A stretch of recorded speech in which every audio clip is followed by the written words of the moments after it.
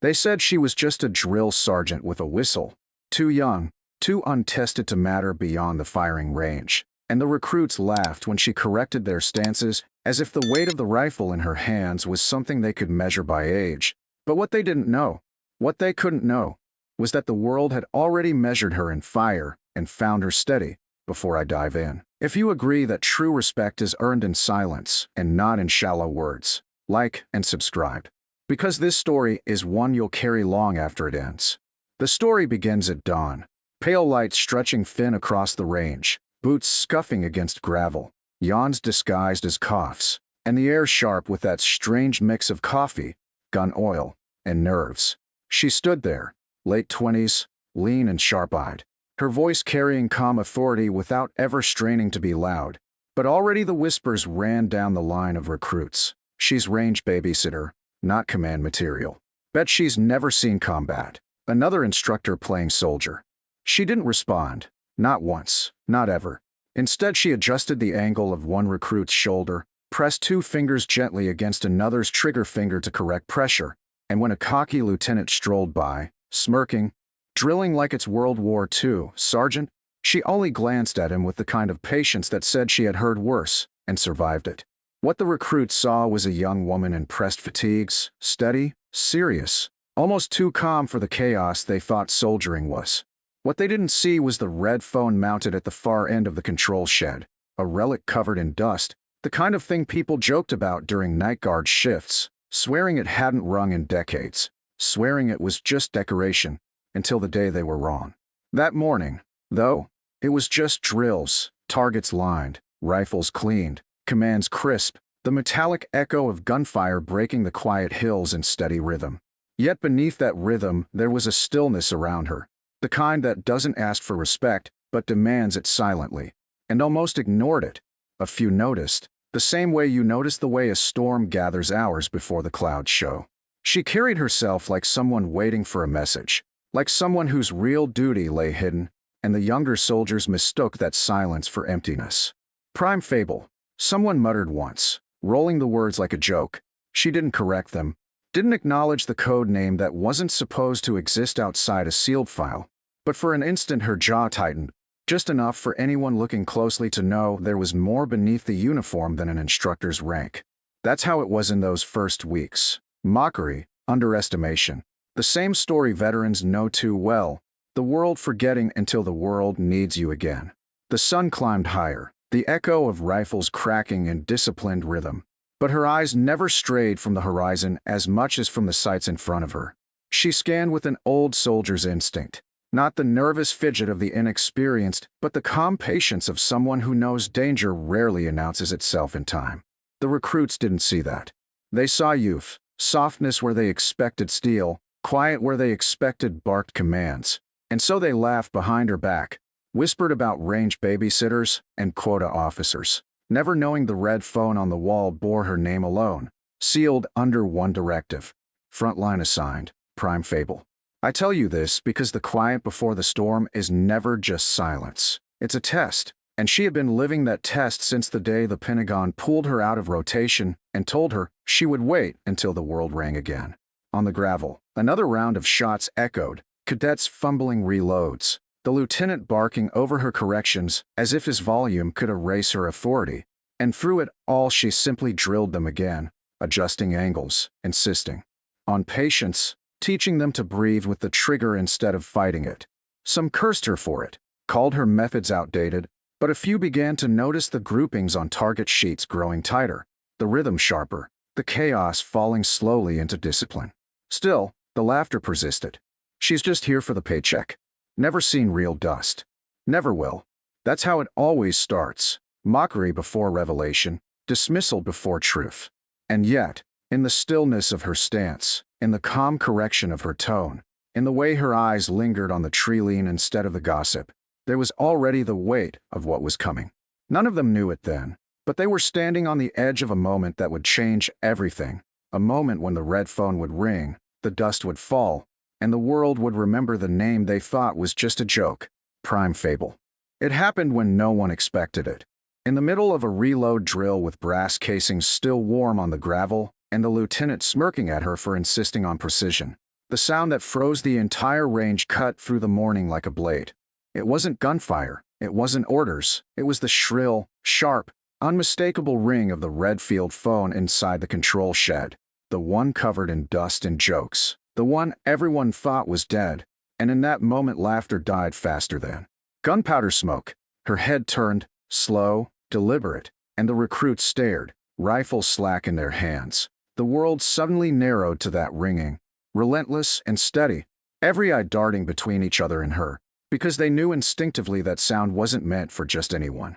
She walked toward it without hurry, each step crisp and measured, like she had rehearsed this moment her whole life. And when she opened the shed door, the phone still shrieking, you could have heard a pin drop across the entire range.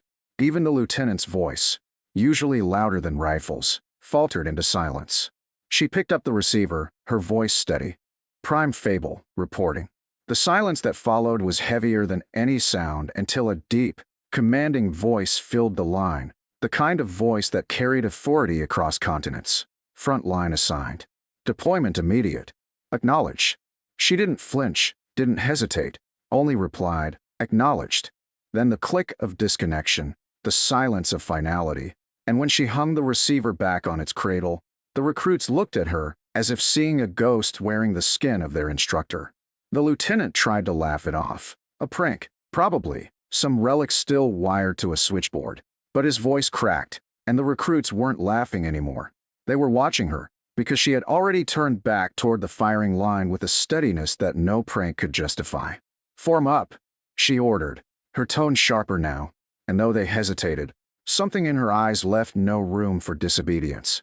They shuffled into formation, uncertain, and that was when she gave the first real order that wasn't about stances or breathing. Live prep drill. Full gear. Now. Gasps rolled through the line. Live prep drills were rarely ordered without command authorization, and never by someone dismissed as just an instructor. But she didn't blink, didn't explain, and the recruits moved faster than they ever had. The lieutenant sputtering objections that evaporated when she stepped within inches of him, her voice low, calm, but unyielding. You'll follow, or you'll step aside. He froze, realizing for the first time that his rank meant less than the weight she carried, a weight invisible until that phone had rung. While they scrambled, rumors began to spread even before the gear was strapped. Someone whispered that Prime Fable was a code name. Another swore they had read once about a classified unit. Someone else muttered that generals don't call drill instructors on dead phones, and all of it swirled into the kind of fear that silences arrogance. She walked the line as they geared up, correcting straps, checking magazines, every movement crisp, every correction exact, and though no one admitted it aloud, their hands shook less when she steadied them, their posture straightened when her gaze lingered. She wasn't a babysitter anymore. She was something else entirely, and the recruits didn't know whether to be afraid of her or grateful for her. The lieutenant, red-faced and cornered, tried once more. You don't have authority for this. But the words rang hollow, and when one of the younger recruits asked, voice trembling, Ma'am, what does Prime Fable mean? She paused, met his eyes, and simply said, It means when the world runs out of time, someone answers. That silence afterwards was heavier than the gunfire they had spent weeks echoing, because for the first time they realized they were standing under command, not instruction. And as the sun slid higher and boots thudded against gravel in a new rhythm, none of them noticed the convoy of black vehicles already cutting across the far horizon. The sound of engines low and purposeful, carrying men and women in uniforms with stars on their shoulders who would walk past the lieutenant without a glance and salute her first, because the red phone had rung and the world had remembered her name.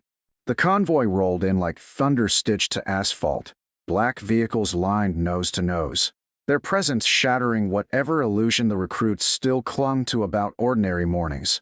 And when the doors swung open and officers in full dress uniforms stepped out, every boot on that range seemed to lock into place instinctively.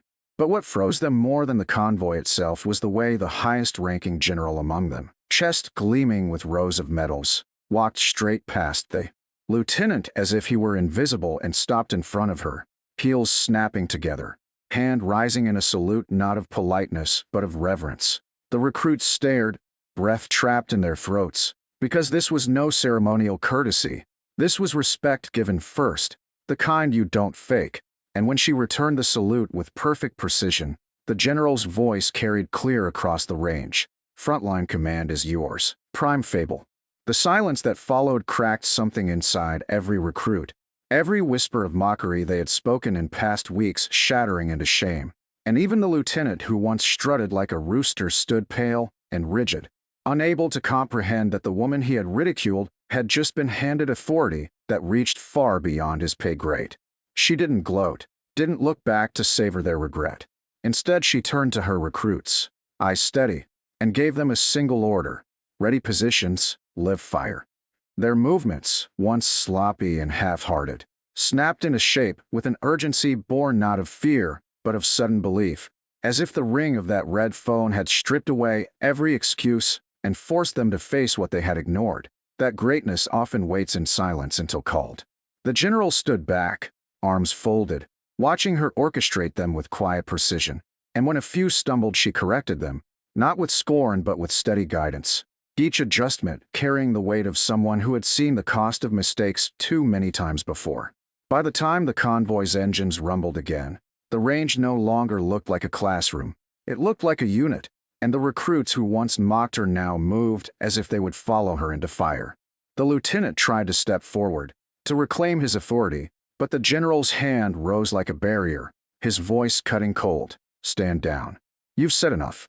His face drained of color, and in that humiliation, he understood what every soldier eventually learns: that respect isn't stitched on rank patches, it's carved in how you carry yourself when no one is watching. She, however, offered no revenge, only a final glance at the recruits she had shaped, her words calm but sharp enough to cut through their bones. Marksmanship isn't about hitting targets. It's about being ready when the world calls your name. The words lingered in the air long after the convoy doors closed, and she stepped inside, the red phone directive pulling her into a theater none of them were allowed to know. And when the dust from the departing vehicles settled back into silence, the recruits were left standing on that gravel range, rifles heavy in their arms, hearts heavier in their chests, realizing they had just witnessed something no drill manual could teach. Later, whispers would run wild through the barracks, stories of classified units, sealed files, and a name etched in operations never declassified. Some would swear she was a strategist who had drawn maps that changed wars. Others whispered of missions where she had walked point and brought every soldier back alive. But all agreed on one truth: that the red phone had not rung for an instructor, it had rung for Prime Fable. And when she answered, the world shifted. And though she vanished into the horizon with that convoy, her voice echoed in every recruit who had once laughed. Readiness is not about age, rank, or appearance. It's about standing steady when the call comes, and when history knocks, it never asks if you're ready, it simply demands you are.